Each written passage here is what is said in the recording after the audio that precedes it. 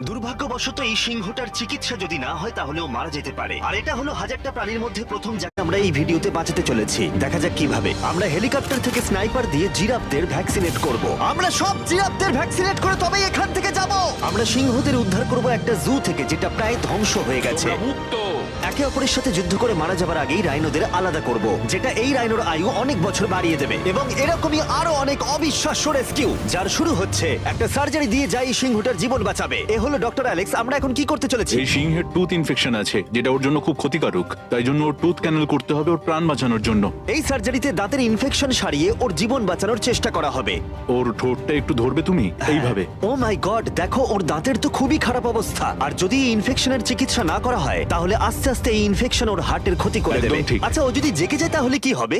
ও আমার আঙুল কামড়ে দিতে পারে। ও, আর আমার আঙুলটাও। হ্যাঁ হয়ে গেছে, ও একদম ঠিক আছে। চলো ওকে মুক্ত করো। এখন সিংহটা